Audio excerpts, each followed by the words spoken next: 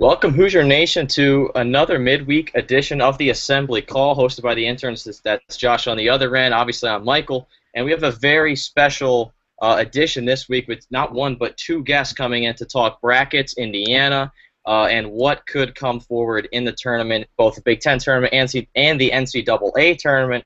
We've got Galen Clavio of the Crimson Cast and our very own Andy Bottoms from the Assembly Call. Guys, how are you doing tonight? Doing great, guys. Thanks for having me on.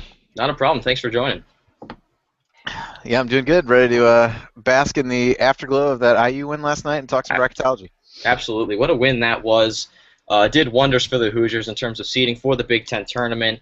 A nice resume-building win for the big dance. But obviously, this is where all the questions have to be asked surrounding Indiana and then across the country for every team, pretty much. The one seeds, the Cinderellas, everyone wants to know everything. And you guys, you may not know everything, but you know more than most people do about this. So we're going to grill you for a little bit and see what you have to put on the table for us. So we're going to start with Hoosier focused, and obviously last night was a huge, huge win. And Andy, I know you had the Hoosiers at a 5 seed going into that game, but after the win, how does that change where you would seed them now?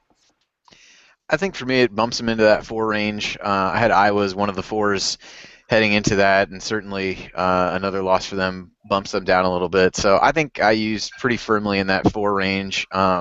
You could argue they're maybe on the brink of the 4-5. I did see Lenardi today had them as a 3, which I think is a little aggressive at this point, in my view. Probably not the thing I would argue the most with about his bracket at this point, but I definitely think while it makes IU fans feel good, I don't know how realistic it is at that point. I do think it's realistic that they can get there, starting with a win on Sunday, but today I think a 4 is pretty appropriate. Yeah, and Galen, you have them at a 4 too?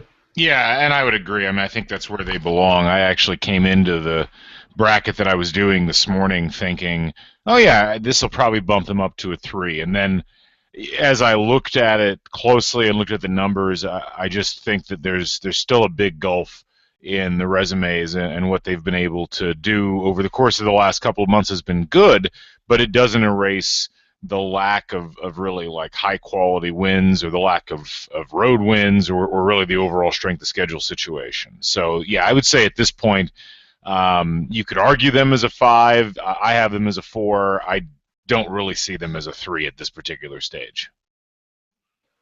Yeah, that seems like a stretch. Yeah, so like last night, obviously get the big win. You're champions of the regular season in the Big Ten, but where can they go from here? Is there much room for growth? Is it a high ceiling, or is it pretty limited at this point, would you say? Well, I would probably say at this point that their ceiling is a 3. I mean, if you look at the teams, and I mean, granted, you could have some teams like calamitously explode over the last couple of weeks of the season and in the conference tournaments, but there's just a lot of makeup that they have to do, and if you look at the resumes of the teams above them, whether it's teams, that are on the 2 line right now, like an Oregon or a Miami or a Xavier, or even the teams on the 3 line. I mean, Iowa State just really has them outclassed in terms of wins and strength of schedule. North Carolina has them outclassed in terms of the power ratings. West Virginia is kind of in the same boat as Iowa State, and even a team like Kentucky. While I'd say IU and Kentucky are at least in contact with each other as far as where they would be, I like Kentucky's resume a bit more. So it's not out of the question. I mean, I think the one hope that IU fans might have for getting above the 3 line is if they win against Maryland and then they go undefeated through the Big Ten tournament. The NCAA committee has in the past shown that they will overreact seeding-wise to a team that's playing like that at the end of the year. They did it with UConn the year they won the national title back in 11. So I wouldn't be shocked if that happened and they ended up as a 2, but I think almost every other scenario would have them as a 3 or a 4. Yeah, I'm right in line with that. I think the path to a 2 seed is, I mean, the best case of all best case scenarios, where you need so many other things to happen. I think even when you look at some of the resumes of the teams on the 3 line, there's a pretty big difference, and it's funny that I've certainly gotten questions and seen other people ask these questions of this team won the Big Ten and all these things about how much better they're playing now, you need look no further than last season's IU team to understand that the committee has really shifted away from how you're playing at the end of the season and given more credence to what you've done overall. And so everybody, what seemed rightfully so, was panicked at this time last year whether IU would even make the tournament because they played so poorly down the stretch. And as it turned out, those early season wins really meant a lot more. So by the same token, this year, the early season losses that have continued to look worse and worse as the season went on are still out there and are things that a number of the other teams in that general, kind of pocket of teams that IU's in right now don't necessarily have those. So I think, winning against Maryland, win a game or two in the Big Ten tournament, I think you have a pretty legit argument for a 3 seed. Even though that's challenging, I think everything goes right. You've got a 2, and the 4 feels to me like probably the most likely scenario at this point. But I think that 3-4 range feels like where things will end up. And do you feel there's any way they can drop below the 4 into the 5? Obviously, probably nothing past the 5 seed, but what would it take for them to drop to the 5? I think that would probably be losing to Maryland and losing the first game they play in the Big Ten tournament. I don't really see a scenario outside of that would do it. The only scenario I could see is if they sustain an injury in one of the games, even if they didn't lose that first game in the Big Ten tournament. We have seen the NCAA kind of undervalue some teams seed-wise in the past. If they sustain an injury, hopefully that doesn't happen. But other than that, I mean, I think right now, with even though the Big Ten title really doesn't matter in the eyes of the committee, it's more who they've played. I would have a hard time even if they lost both of their next 2 games, seeing them at this point dropping below the 5, just because they still seem like a team that's got a lot of momentum and has a really good road win, another decent road win on their resume, and a good neutral site win against Notre Dame, who's solidly in the upper half of the field. Yeah, and that good road win being Michigan, and you guys both have Michigan in the tournament on the good side of the bubble. Are they a lock? And then also about Ohio State, their bitter rival down south. They're both out, according to you guys. What do they have to do to get in? Are they locked out, and is Michigan locked in, or can both teams kind of flip-flop by the end of the season? Yeah, I would not say that Michigan's a lock. In fact, I was getting some grief from some of my bracketology buddies earlier today for having them in and having Oregon State out. And I see the argument. I mean, Michigan has backslid terribly over the course of the last really month or so. They've got a really difficult game coming up against Iowa that they could very easily lose. And if they lose that game, they're 10-8 in conference. And you could make an argument that the best win they have on their resume is that neutral court win against Texas, and their second best win is I don't know. I mean, it would be home court based stuff. They really seem to be trending in the wrong direction. I still think they're in better shape than Ohio State because at least they haven't suffered any really horrific losses in their schedule so far. Whereas Ohio State, they lost to Louisiana Tech at home earlier this year. They lost to UT Arlington. They lost to Memphis. I think Ohio State, they're either going to have to win the Big Ten tournament, or if they win up in East Lansing this upcoming Saturday, that would probably be enough to bump them above some of the teams, at least the teams that are in the play-in game range of the at-large. But I think they have a much tougher row to hoe than Michigan does at this point.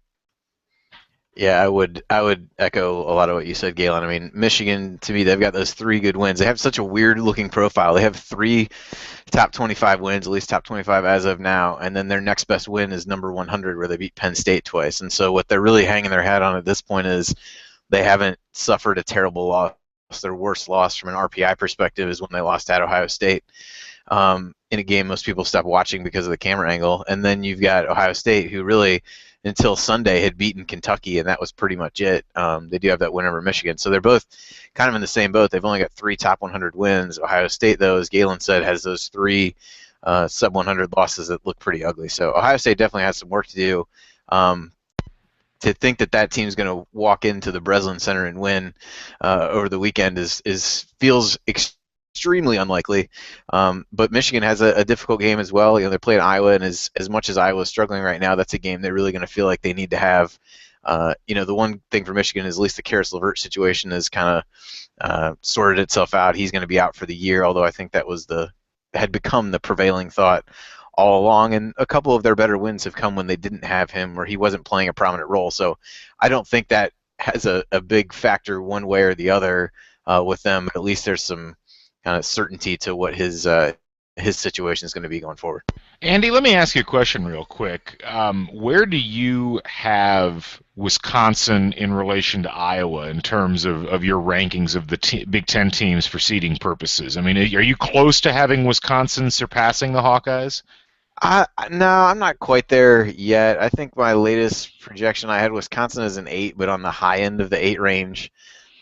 So they play Minnesota tonight. I don't think that really moves anybody either way. They're such an interesting case because, again, it goes back to that whole – they're a great test of does the whole season matter because the personnel didn't change, and the only thing that changed was the coach, and they lost to some terrible teams. And I think everybody understands that teams grow and things like that over time. But if you're making the argument that the coaching changes is a real factor there, you're also making the argument that Bo Ryan wasn't a good coach, which is not an argument that I think anybody's really putting stock in at this point. So it will definitely be an interesting one because I think as much as you can say, well, it doesn't matter, it's the whole body of work, it's all these things, I think if nothing else, subconsciously, it's pretty tough to sit there and not get caught up in the fact that this team looks completely different, has picked up all its good wins over the last month and a half of the season. So they will definitely be an interesting test case. I could definitely see them getting into that 6 range. I don't know if they can get all the way up into the 5 range, but if Iowa keeps losing, their paths are going to cross at some point as one rises and one falls. And what about you? How do you view the two of them in relation to one another? I mean, I have them relatively close at this stage. I think I have Wisconsin about midway into my 7 line, and I was a little surprised to have them there. But I look at some of the teams in the vicinity of that. Colorado, Seton Hall, Syracuse.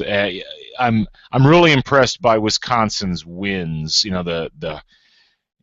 have the home win against Michigan State. They have the road win against Iowa. They have the home win against Indiana. They have the road win against Maryland handily. And, you look down the stretch, I mean, they haven't lost but 1 game since mid-January. That does matter. And I do sometimes maybe take a little too much of the recent momentum thing into account just in terms of eye test related things. But I mean, Iowa's a team that's lost 4 of their last 6 games, or 5 of their last 6 games, sorry.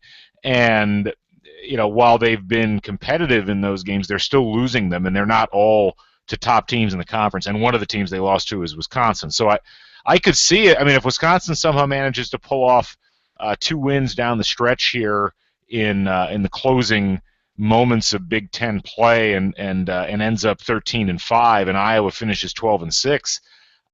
I don't know if there's a real great argument for not having them at least equal in the NCAA's, pending what happens in the Big Ten tournament, of course. Yeah, so definitely 2 interesting teams with interesting case studies, kind of going the opposite directions. But now I kind of want to broaden the picture a little bit. Who are your guys' 1 seeds, and kind of how fluid is that situation with the 1 seeds? Is there much movement there with teams in the ACC or Big 12, or how is that looking right now? So for me, I think Kansas has pretty much cemented themselves as a 1 seed, and I think if they beat Iowa State over the weekend, they probably have cemented the number 1 overall seed. But after that, I mean, I don't know that anybody is a lock at this point. The other ones that I have, I guess, to round that out would be Villanova as one of them, Virginia as another, and Oklahoma as the 4th. I think I'm not sure that any of those is safe. Perhaps Villanova is the most safe, but if they have an early exit from the Big East tournament, you could certainly see a situation where maybe they fall out of that because they just don't have quite as many top-end wins. They don't have a ton of bad losses. They don't have many losses, period. But Virginia, I think the ACC situation is pretty fluid, depending on how North Carolina would play. Although I've got them more closer to a 3 at this point than I do a 1. And then Oklahoma is another interesting case. They really don't have bad losses. They got another good win against Baylor last night and finish at TCU, so they're gonna do well. I think the most intriguing case for a team that could sneak up there would be Michigan State. They have they're playing as well as anybody right now. They have 2 winnable games left in the Big Ten. I do not recommend anyone watching them play Rutgers tonight. That would be that's going to be a bloodbath to end all bloodbaths, I think. And so then they finish with Ohio State at home. So, they win those games. They always seem to fare well in the Big Ten tournament, and I think they're poised to jump up there and grab one of those spots. I think Xavier potentially, if they run the table, I think they'd have to beat Villanova in the Big East final to get in, but I think they're in that conversation. North Carolina, as I mentioned, even Miami's got some good wins. They got a few odd losses, but they've played well in the ACC. So it's about as fluid at this point as I can remember it. Curious to see if Galen has anybody other than Kansas kind of locked into that position at this point.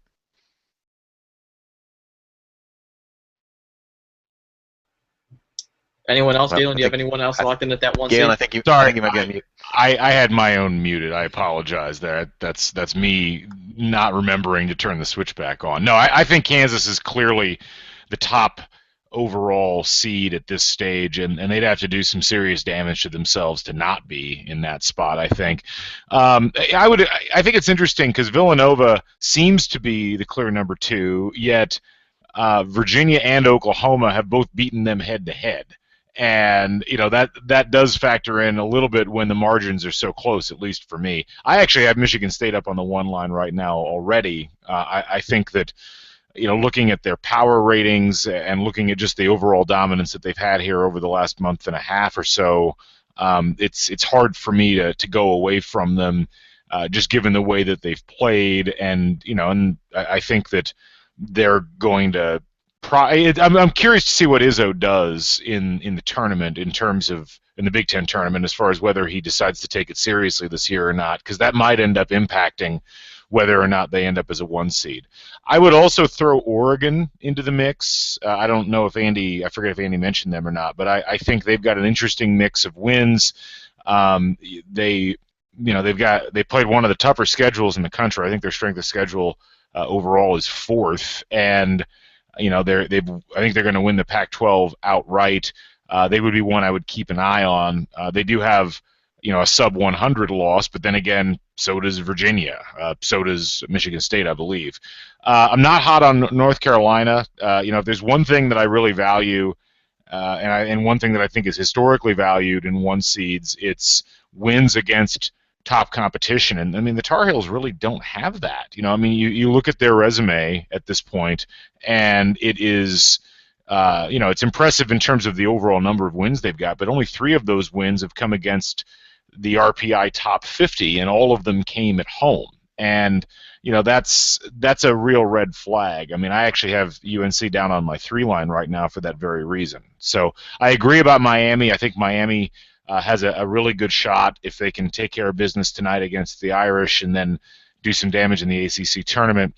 And then Xavier, as was mentioned, I think is a really intriguing case because both they and Villanova, their wins on paper look impressive, and then you really kind of dig into it a little bit more, and they're not quite as impressive overall. But Xavier does have a dynamite record away from home, and I think that that might be something that the committee decides they want to take into account.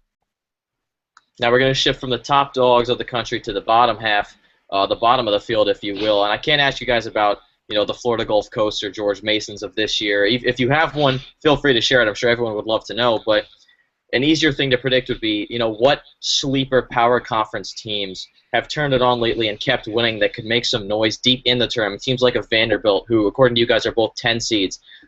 Wisconsin, if they keep winning, or even a team like Cal. Wow.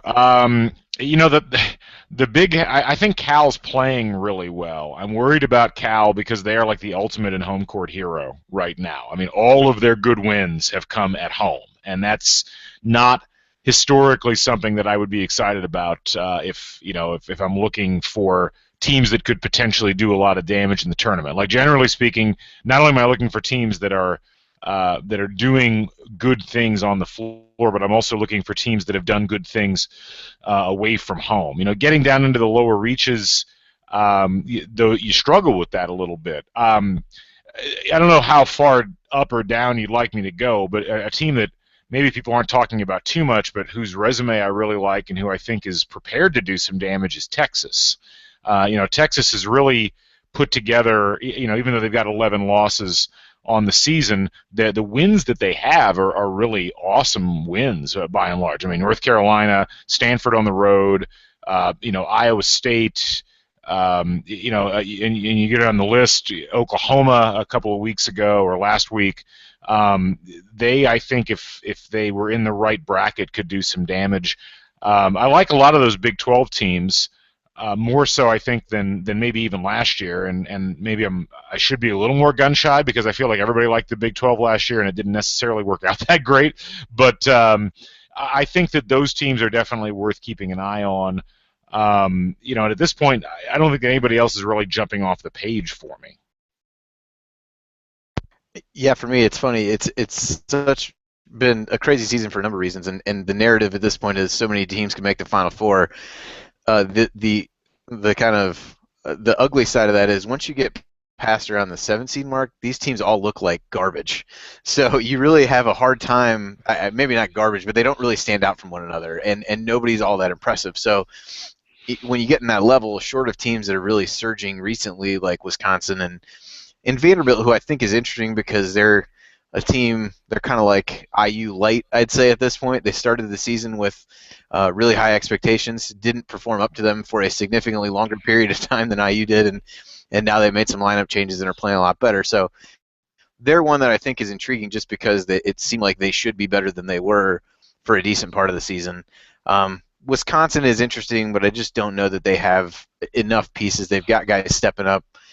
Certainly with the way Ethan Happ has played, and even Vito Brown and some of those guys. But I struggle to see them going all that far in that range. Cal is interesting. They're really young though, so like so many of the teams, they could lose in the first weekend or they could make an Elite Eight.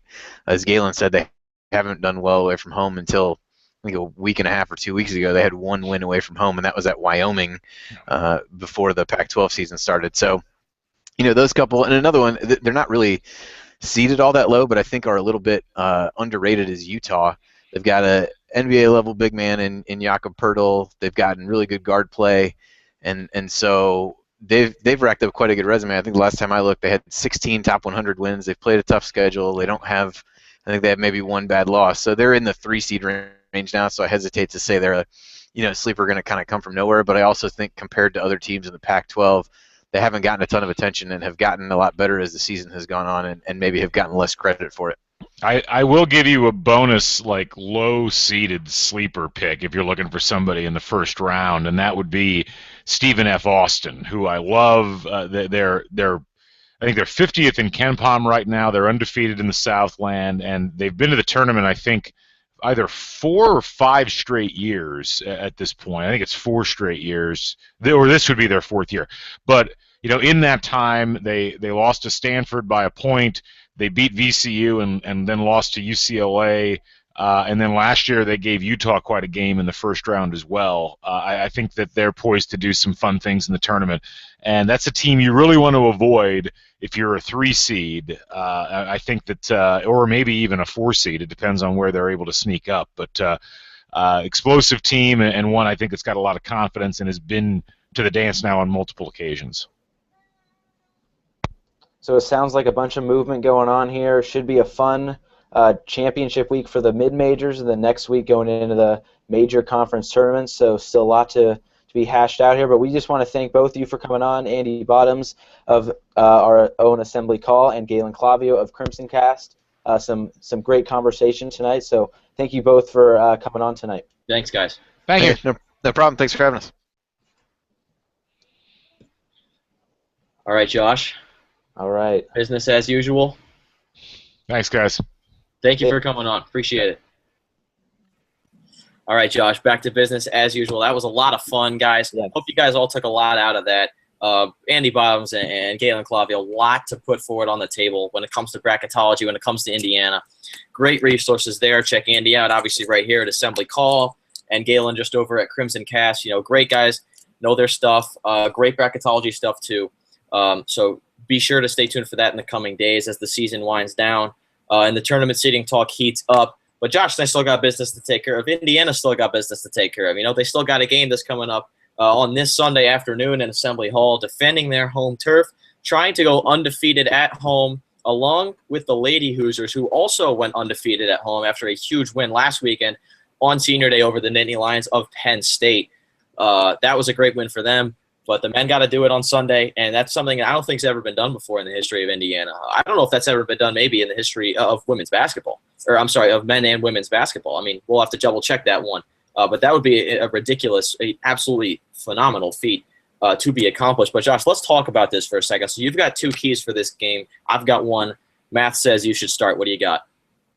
My first key to this game is you just got to keep your head in this game. You're coming off a game against Iowa, sorry, blanked on that for a second, where you just won the Big Ten title. Now you're coming back at home. You don't really have much to play for in the conference, but when you look at the bigger scope of things, this is a pretty big game for seeding. We were just talking about if they lose this game to Maryland and then lose their first game in the Big Ten tournament, they could fall back to a 5 seed. And you want to just keep stockpiling wins however you can. So you got to keep your head in this game. Tom Crean, I'm sure many of you saw that video with him coming in the locker room. During that speech, he said, there's no way that we're going to walk out of Assembly Hall on Sunday with our heads down after a loss. We're going in and we want to win this game. That's basically a summed up version of that. He wants to go in and win this game. So you got to keep your head in the game, win it for the seniors. I mean, this is for Yogi, for Max, for Ryan, for Jackson Tharp, and who am I missing? Max, I say Max. Who did I miss? Okay. And Zeisloft. There we go. Nick Zeisloft. He's the other senior. So this is still a big game. You still want to keep the momentum going. So that's my key. You've got to keep your head in this game. Play to win the game. Absolutely. And if you have not seen that video of Tom Crean in the locker room after that win last night, please go check it out. I definitely want to say something, maybe a couple things after we're done previewing this game and doing our picks to click. So stay tuned for that. But my key to this one is more strategic than the momentum. You got to throw Maryland off their game. I've been a huge proponent of keep the momentum going, keep playing your game. But Maryland, in my opinion, puts forth a matchup that Indiana has not really seen this year. I mean, Maryland's got weapons at every single position. You got Diamond Stone, you got Carter, you got Lehman, you've got Trimble, you've got Suleiman. All these guys can take over games. When Melo Trimble's having his cold games, Rashid Suleiman seems to step up. Just Diamond Stone didn't play at Minnesota. Maryland lost to Minnesota. So he's a huge, huge piece for this Maryland team. And the challenge will be on Thomas Bryant in this one to shut Diamond Stone down, but it's not done there. So what Indiana's got to do is to just throw Maryland off their game, Take Jake Lehman, in my opinion, out of the question early and keep him out of the question the entire game. Obviously, that goes without saying. But force Maryland to create their own shots. They've really struggled doing that in the last couple of weeks, and they haven't played very well. I think they've lost 3 of their last 4. Yeah, they've lost 3 of their last 4, and that one win was against Michigan by 4 at home. They won 86-82, so their defense wasn't even really clicking that game at home. So throw them off their game early. Take Jake Lehman out of the equation because that guy's their X factor when they get back into games. He knocks down an open 3. He finds someone open. He knocks down an open jump shot, gets the crowd back into it, or kills the crowd on the road. Maryland's back in the game, and then you got to take a timeout and refocus. Throw Maryland off their game. Take Lehman out of the equation. Everyone else will fall into place. But take Lehman out of the equation. Force the guards to create their own shots. Yeah, so with the guards creating their own shots, my last key is take the big guys out of this game because there's so many of them. It's almost like Purdue. I mean, you got Lehman. He's around 6'8", 6'9", 6'10". He's a tall guy. He can shoot the 3. You got Robert Carter Jr. on the inside, who I think is one of the best prospects going to the NBA on this team. He is a very athletic 4 guy, maybe even stretching up to a 5.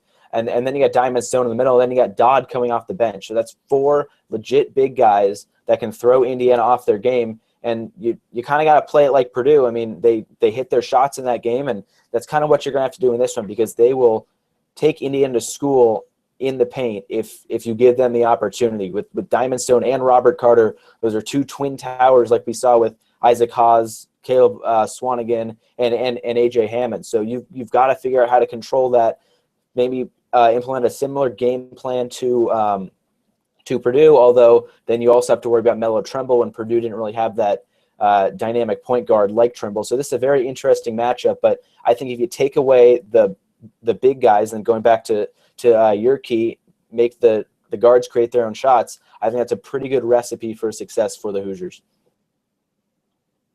Absolutely, and obviously a lot of momentum riding into this one. It's easy for the Hoosiers to get distracted, so they're going to have to probably rely on their seniors. And Josh, I think I know where you're going with this pick to click, so I'll let you do that now. Who is going to step up for the Hoosiers and lead them to victory?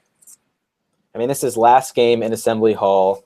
He just hit probably one of the most clutch shots of the entire season, maybe even his career. I'm not going to go down that track, though. It's got to be Yogi Ferrell. I mean, he has been Indiana basketball for the last 4 years. He has led this team to a Big Ten title in his senior year. He's been the leader ever since probably Cody Zeller left school. I mean, this guy is just the prototypical Indiana player, and Yogi Ferrell's going to go out a winner on Sunday. He's going to have a big game, and it's going to be emotional. I don't know if any of you guys saw Marcus Page, his speech after the game, but I think it could get that emotional again. That was pretty cool to see, but it's definitely going to be a big Sunday at Assembly Hall, and I think Yogi Ferrell is poised for a big game. Absolutely, and that's the obvious pick. He's one of the greatest point guards ever to walk the floor of Assembly Hall wearing the cream and crimson. He's a legend right before our eyes, an Indiana legend, no doubt about it. Coming off a great game, like you said, and a great second half to the Big Ten season after that slump that many will disagree with, but we won't get into that right now. But for me, it's Troy Williams, and I called him out before the Iowa game and said, Troy, you got to step up. You've been cold. You want to be an NBA talent. You want to show that you're legit. You want to show that Indiana should be here where they are. Then step up. He had 13 against Iowa, and then what did he do? He followed up with a goose egg at Michigan State. The 4 games since then, he's averaging in, I think, around the 15-point range, and he's shooting over 60% from the field, which is absolutely phenomenal. He's not hitting the boards as hard. Purdue, he struggled on the boards, which is expected when it's Purdue, dominated by big men. But going forward, especially against Maryland, he's going to have to hit the boards. He's going to have to keep taking shots. But whatever they're doing right now, it's working. And Troy Williams needs to keep playing his game because he's playing right now with the mentality that he only played with in certain spurts of the game earlier in the season. At certain points, he would say, okay, I can get to the hoop past these 3 guys, and he'd do it. Every time it seems like he puts his mind to get into the hoop past 1, 2, 3, 4 guys, he does it. Whether or not the shot goes in is not the question. He gets to the rim and gets an open look. So he's got a killer's mentality right now, along with the whole team.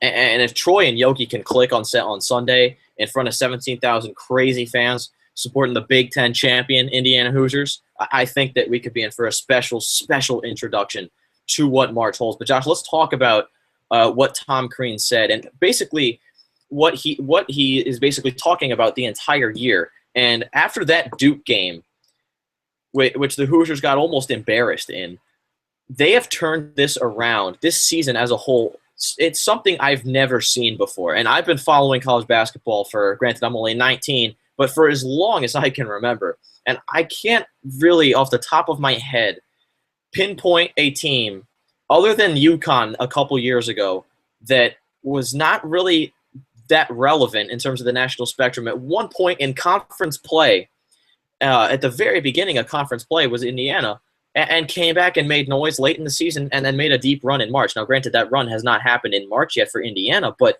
I mean, they are turning it around, and they are full steam ahead. They don't seem to care about who they're playing, who's on the floor for the other team, or who's on the floor for Indiana. We had 4 freshmen on the floor last night, and they won us that game.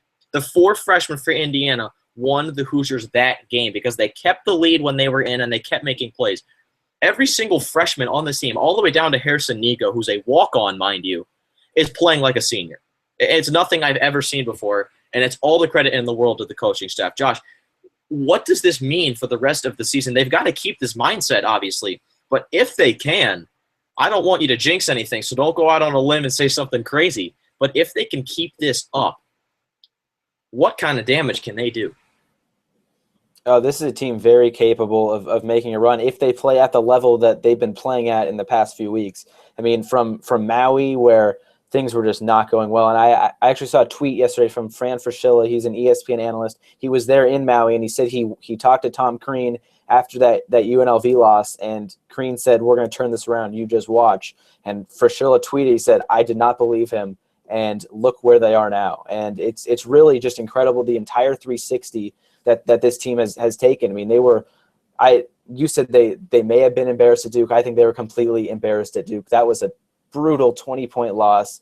They just had nothing going in that game. I don't want to harp on that. But, I mean, going forward, this team is very capable. Now, it'll be interesting to see who they're drawn against in the Big Ten tournament, because that could have or that could play a very big factor in how they do next week. And taking momentum from last night, taking it into Maryland and moving that forward, you just got to keep riding that momentum. I think that's what takes you through March at this time of the season. Like it took teams like VCU, George Mason. I'm not equating Indiana to either of those teams, but they rode that momentum late in the season into the tournament, and they made deep runs. And I think this Indiana team is as capable as any team. Dan Dockich has them in the Final Four.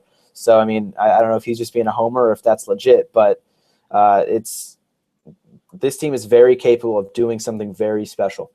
It seems absolutely lethal. And I saw a tweet from someone, I can't remember who it is, so I swear I'm not taking your words, whoever you are. But I saw a tweet from someone that was not myself that said, "It seems like Yogi Ferrell right now is in Kemba mode." And Kemba mode is dangerous. I don't know if you saw that tweet too, Josh. If so, who was it? If not, no big deal. But Kemba mode, if you don't recall, Kemba won a national championship. So whoever said that is obviously not predicting Indiana to win the national championship. But if they keep playing like this, if you said it, I would give you the time of day. I wouldn't call you crazy. And when it comes to March, that's exactly what you want to hear. Am I not wrong on that? I mean, I feel like the only team in history to win, or in recent history, I should say, because I didn't follow the tournament back in the 90s and early 2000s. I was too young, forgive me. But in recent history, I feel like the only team that it had won the NCAA tournament upon being the favorite pretty much all year and being talked about through the entirety of the year was Kentucky in 2011, 2012 with Anthony Davis, Terrence Jones, and Marcus Teague. And that's it. You look at the other teams that won it all. Maybe that Duke team that beat Butler, but it certainly wasn't Duke last year. It was undefeated Kentucky, and then it was probably Wisconsin, and then Duke. You look at UConn when they beat Butler. They were an 8 seed. You look at UConn a couple of years ago. They were a 7 seed, I believe. It's just crazy. And Indiana right now is in a spot that I think every team wants to be in, but that one spot is the spot where you can't place yourself. You play, everything falls into place perfectly, and you appear there. Indiana can't play. No team can play into the spot Indiana is in. No team can say, we're going to be terrible as far as national championship contenders go in the beginning and middle of the season. We're going to blow 2 games we totally should not lose, get embarrassed on the road against the top 10 opponent, and then turn it on late in the year. You can't write that script. No team can say we're going to do that. Indiana it just happened for them. And here they sit, in my opinion, and Josh, you tell me if you agree or disagree, the spot that all teams want to be in. Get hot late in the year, prove everyone wrong, and change something that was really, really struggling early in the year. Josh, am I right? Am I wrong? Am I crazy? Do you want to be the center of attention? Do you want to be not talked about at all, or do you want to be where Indiana is? Well, I mean, if you want to talk not about not being talked about at all, talk about this Indiana Hoosiers team all season long, and now people are just starting to realize how special this team can be. And they win the Big Ten, you go on to the Big Ten tournament, and you want to peak at this time of year. It's like Michigan State every year. Earlier this season, they definitely hit a valley, but now they're definitely starting to go back up, and they're starting to peak. This is a prototypical Tom Izzo type trajectory that they're on, and that's kind of interesting because Tom Crean coached under Tom Izzo for quite a while, so maybe he's taken some of that from Tom Izzo, but that's very reminiscent of a Michigan State team is peaking at this time of the year. And about the national picture, I don't know if it really matters if you're talked about a lot, because this Indiana team just seems to go out and play, and they don't really seem to worry about what's going on outside of them. So if they keep playing the way that they've been playing, I think this Indiana team is poised for something pretty good. Yeah, and there's 2 different fans out there, the analytic fans and the people that believe in, not all destiny and some superstition and storylines. but fans that like to believe in stuff like that. And I'm very open about believing in that. And this team feels like that UConn team a couple years ago led by Kemba. I'm not saying they're going to win a national championship, but at the same time, it's not out of the question. With the way they're playing right now, given March, when you go into March, anything can happen. We know that. We've seen it. We see it every year, pretty much every day throughout the tournament. Anything can happen. So can they compete right now on a neutral site with the Kansases of the world? Probably not. If they played 10 times, they might win, 3, in my opinion. They'd win 3 of those 10, maybe 4, but probably 3. But in March, all you need is 1. And you only have so many days to prepare in March. And Indiana is clicking right now as good as anyone in the country. I would put them in the same conversation in terms of how well they're flowing as Michigan State, Kansas, and that's probably it. North Carolina's in a free fall, in my opinion. Iowa's in a free fall. Wisconsin's not at that level yet. Villanova just lost last week. Oklahoma's not quite there. They haven't beaten Kansas this year. To me, in terms of the teams that are clicking, Michigan State, Kansas, and Indiana. And that's what it is to me. And that is a lot of what matters going forward in March. But, Josh, we got to predict this game first because we may be jumping ahead and jumping the gun as most Hoosier fans are right now. But everyone on the court has got to stay focused because this Sunday is probably their toughest matchup of the year. It's Maryland coming into town. 2 guards that are studs, a freshman center. Josh, who wins this game and why? I got to go with the Hoosiers. I mean, they're riding this momentum that we've been talking about. It's senior day. They're at home. They haven't lost all season at home. I think just for those reasons alone, they're going to get the win. Now, I'm not going to go in all those X's and O's with what defense you can play and how well you have to shoot and the transition game, but those are all definitely big factors. But just Indiana playing at home in front of their own crowd, Yogi Ferrell wants to go out with a win at Assembly Hall. And Tom Crean says that they take every opponent as serious as the next. And so I don't think they're going to be looking past Maryland whatsoever. This is a very good Maryland team. We were talking about them a couple weeks ago saying they have one of the highest ceilings of any team in the country, and that still might be the case. And if that is the case, Indiana has a pretty big battle on their hands on Sunday. I want to get you those KenPom numbers really quick.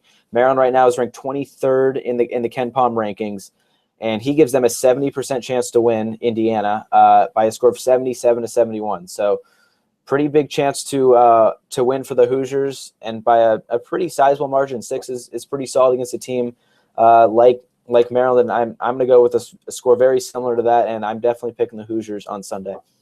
I feel like every game we've talked about, and every time you've brought up these KenPom numbers, I feel like Indiana's had 77 next to their name every single time. I don't know what that means. I don't think I'm wrong there. I mean, we'll have to pull up those numbers and look at them, but I feel like I see 77 every single time.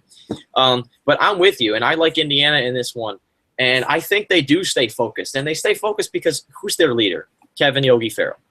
Is it senior night? Yes. Is Kevin Yogi Ferrell a senior? He is. Will he be focused? Will he want to go out on a win? Absolutely. Will Tom Crean have his boys ready to play? Absolutely. Is Yogi Ferrell the leader of this team? Absolutely. Will he have everyone ready to play? Absolutely. They will be focused. Don't think twice about it. And even if they come in not focused, 3 minutes into the game, the crowd will remind them this is still Indiana in the regular season. We've got to win this game. It still matters. So I like Indiana probably by that score. I like that a lot. 77-70, we'll call it.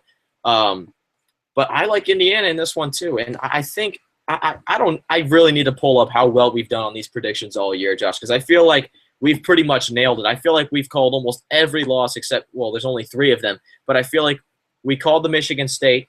We completely missed Penn State. And I think we missed Wisconsin too. So we're 1 for 3 on those losses, but still a lot of optimism, but also a lot of realism. So we'll see what happens going forward. But before we get to our upset picks, Josh, it's a weekly thing. We got to talk about Rutgers. What is going on with Rutgers? Corey Sanders has been done for the last 4 games. Believe it or not, they are holding their own right now against Michigan State, of all teams in the Big Ten, on Big Ten Network right now. They are down just 4, and Corey Sanders is back with 6 points. He's got half pretty much, 6 of their 13. Josh, the spread for this game, I meant to ask you earlier, but the game started too early. The spread for this game was 24. Over, under. We got to talk Rutgers. Over or under 24 for this game? Oh boy, I mean that's such a terrible number. I would never bet on that if I was ever betting in my life. I would stay away from that as far as I can. But I mean, the way Michigan State's playing, I mean, how can you not pick Michigan State in this one? I think I got to go Michigan State. I mean, that's really saying something. That's saying just how good Michigan State is. First of all, just how terrible Rutgers is. 0-6, 6-23, and this team belongs in I don't even know what league. I mean, it's just embarrassing, just pure embarrassment. Yeah, and I feel bad for them. They haven't had the best luck in terms of injuries and whatnot, but I mean, they got absolutely blasted by a Northwestern team. They lost by 40 points. I mean, my goodness. But I'm going to take the under on this one. I think they can keep it close just because it's at home. I'm not crazy. I swear to you it's going to happen. I texted you earlier before the game, so if you think I'm taking the score right now into account, you're wrong. You're misled. I did text Josh before that they will cover the spread. I'm going to keep it around the 12-point range. It's a 2-point game right now, by the way. Corey Sanders with another bucket. I'm going to say it's a 12-point game when the clock hits 000. I think Rutgers definitely covers this. I think they chop the line in half. But let's get to more competitive basketball and more competent teams. There are 2 games, in my opinion, this upcoming week that I want to look out for. Iowa, Michigan, and Ohio State, Michigan State. Let's talk about that first one very briefly. Iowa's in a free fall right now, and they played very well last night. I don't want to take that away from them. But that game notwithstanding, they're in an absolute free fall. I don't know what's happening to them. Fran McCaffrey has lost it. Jared Utoff is the only guy they have right now. Peter Johnson hitting his shots. This game matters a lot for Michigan, and I think they win that game and just send Iowa back to where they were supposed to finish in the preseason Big Ten rankings. Josh, who do you have in this one real quick? I'm going to go with Michigan. They're at home. Iowa's in a complete free fall. I mean, it's you said it. They've lost 4 in a row. Fran McCaffrey, I don't know if anybody saw this, but him and his whole coaching staff were basically like berating the referee last night after some call late in the game. I mean, there's just nothing is going their way. Jared Uthoff is the only consistent player for this team right now. He scored 18, but it was on 5 of 18 shooting, so it's not like it was even that great of a night. I don't know what happened to this team, but they've completely fallen apart. And Michigan, on the other hand, they need this win if they want to cement their place in the tournament, get some momentum going into that Big Ten tournament. This game they really need to win, and I think they're going to get it because they're at home. Because Iowa just cannot figure out. I don't know what's going on with them right now. And what about Ohio State, Michigan State? That game's in the Breslin Center, senior day for Sparty. That's always an emotional day up in East Lansing, especially for Tom Izzo and the seniors. Who wins that one? Can Ohio State get a huge win that may propel them on the good side of the bubble? What do you think? Yeah, this win for Ohio State definitely would put them on the good side of the bubble, but there's no way they're going to go in there and get a win. Denzel Valentine, his final game there, it's much like Yogi Ferrell playing his last game at Assembly Hall. You're not going to lose that game, especially for Denzel Valentine. And I'm sure they have a couple other seniors, but and that Michigan State team is playing some of the best basketball in the country. They're ranked number 2 right now, and Ohio State just doesn't really have it to match up with a team like Michigan State. So I got to go with the Spartans. Yeah, I agree with you there. And coming off this, what's going to be a loss against Rutgers, I'm totally kidding. Totally kidding. They're going to win this game. But, coming off the game against Rutgers, where they'll probably come out slow and, not give it their all, which is completely okay because Rutgers is so horrible. I can't put it into words. Michigan State's going to win this game, especially because it's on senior day.